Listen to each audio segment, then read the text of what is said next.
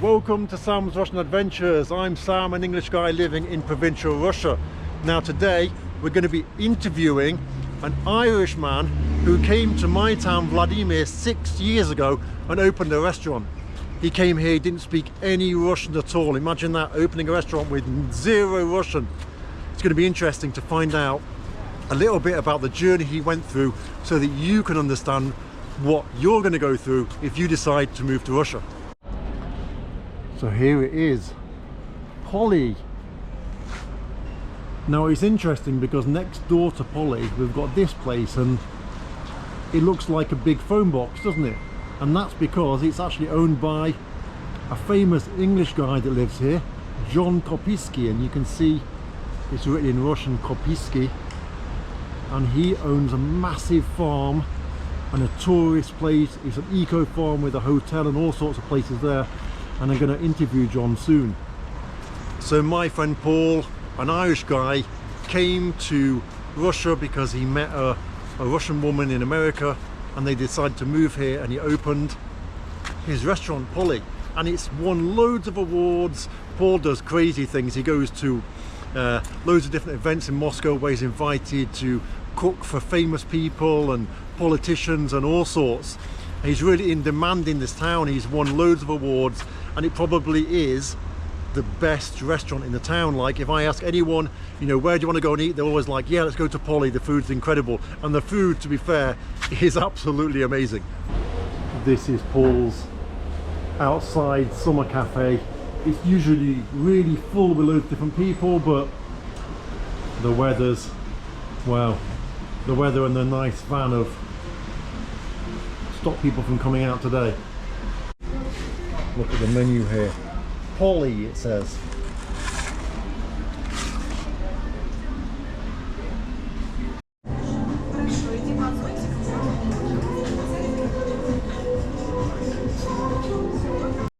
So Paul was the one that came up with this concept, which is the first real type in Russia of the open kitchen. Now they might have it in Moscow, but you can see all the people working and preparing the food.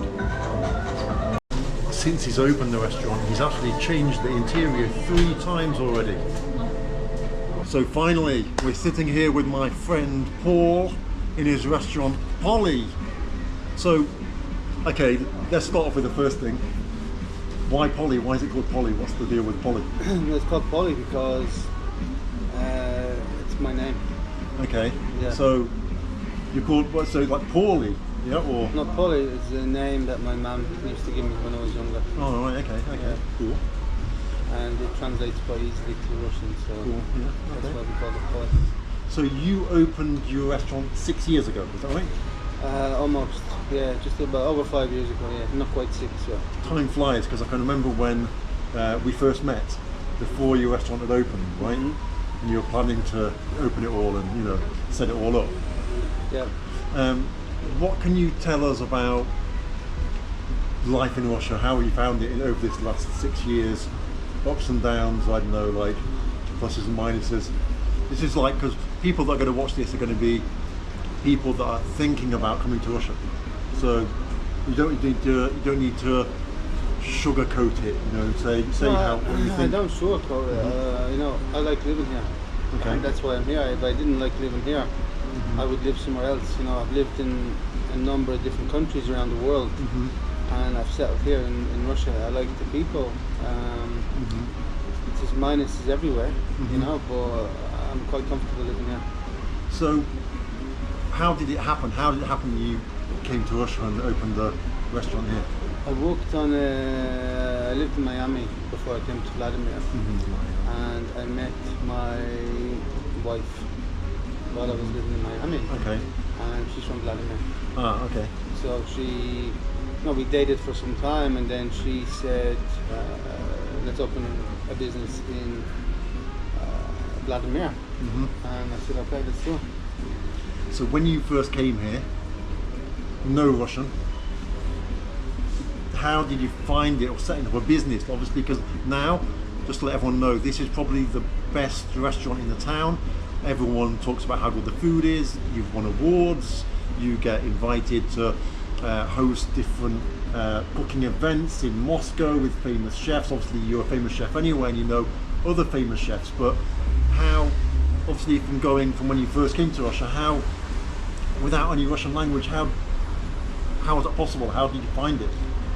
You know, excuse me, the first few years, obviously very difficult, and because I opened the business almost straight away after moving over here, it was very complicated and a lot of stress. My wife obviously was involved in the business. She's still involved in the business, you know, but at the beginning a lot of the, no, not a lot, all of the fucking problems, every single fucking problem was on her shoulders. And it was very tough for her, obviously, because, you know, in Russia it's, you know, men do this and women do that type of thing, and it should have been me taking care of those things, let's say, yeah, and it wasn't like that. So that was quite difficult. Thank you, Spasiba. And it's an interesting point, because a lot of men come to Russia and they meet Russian women, so maybe they're not, or they're in a relationship with a Russian woman, then perhaps married, and they're living in the US or somewhere. And I would say it must be very difficult for them, because when they come here, it's very difficult for the man to do the men's roles, because the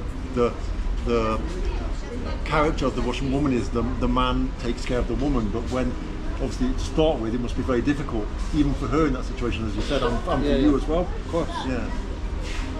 So when you first came here, what about the visa? How did that whole thing come? You know? To be honest with you, I don't remember. Okay.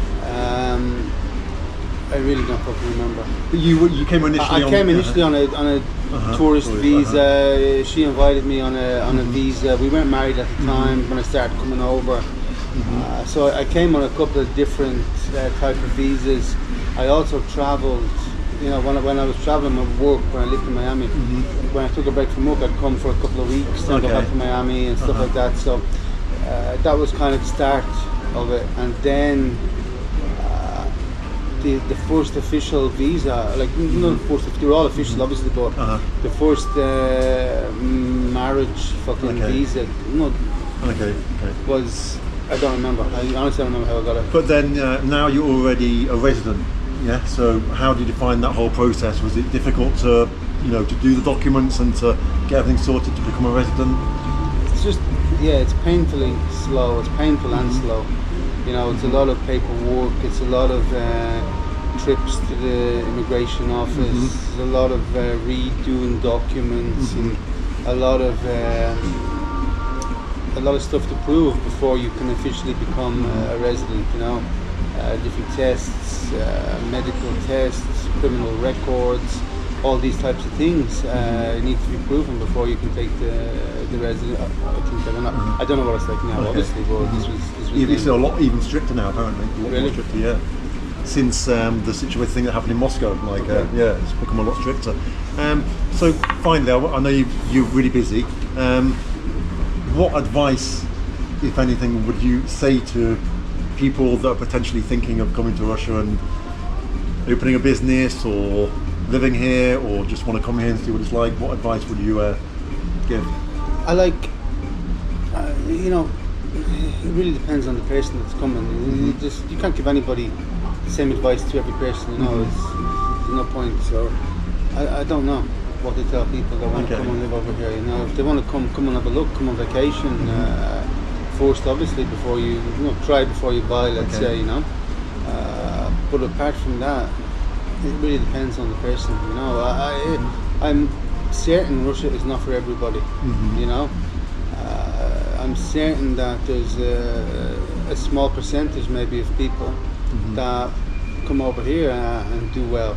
I just think the bigger percentage of people, from, let's say, Ireland, let's say England, I think they'd be too comfortable in those countries to come over here.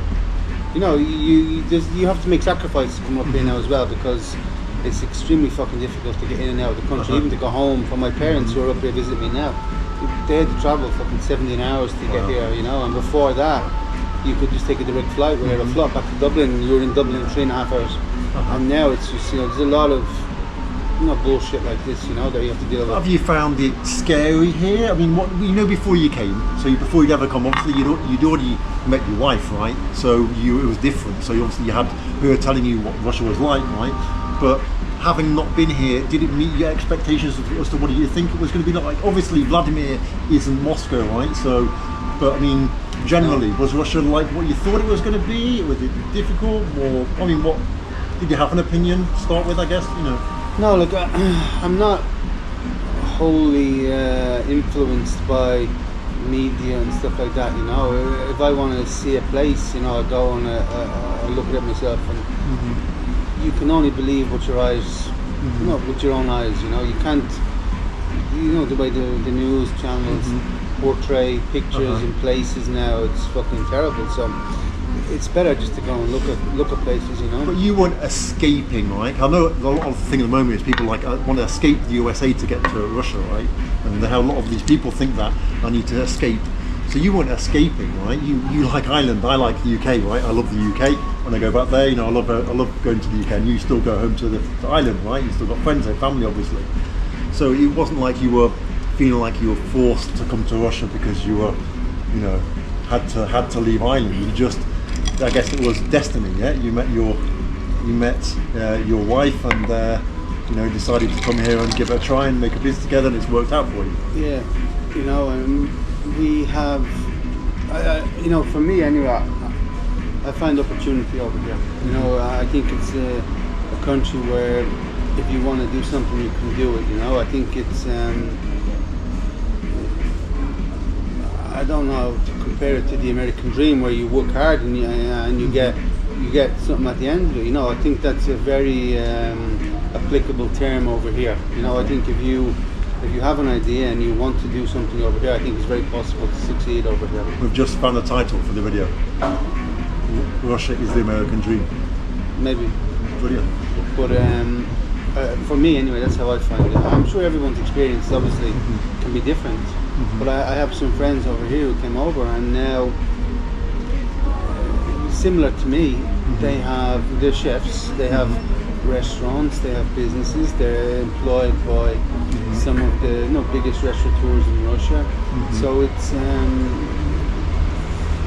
I have friends over here who've done similar things to me, and I think it's I think it's a very open society. I think it's a very open place to do business. And yeah. Great. Thanks very much. Thanks. I'm really glad you found the time. Yeah, glad you found the time. Paul doesn't love being on camera, so I've been like begging him for weeks. So yeah, thanks a lot. Thanks, Paul. I really appreciate it. We never shake hands, really. It's a Russian thing, so we're just like, yeah. Well, thanks for watching this video. Let me know if you like this kind of thing, if you want to see more interviews with foreign people that have moved to Russia and their success stories. This was kind of like a last minute thing. It was raining outside. Paul called me and said, "What are you doing?" I said to him, "I'm looking for something to film, and I want to film you. I've been trying to film you for ages. When are you going to let me do it?" And he said, "Come now." I was like, "Well, I've got no microphones with me." It's like, "Oh, if you want to film me, just come along." And so, yeah, it was kind of like a last minute thing. So sorry if the sound quality wasn't up to scratch. It was a bit of a spontaneous kind of like decision just to go and film him. But if you have enjoyed this video, as I said, let me know and tell me if you want me to make similar videos like this. So anyway, consider subscribing to my channel if you've enjoyed the video. Hit me a like, leave me a comment, and also sign up for my Telegram chat group where we chat about all different types of stuff. It's completely free to join. You can ask any questions you want in that group. Okay, see you.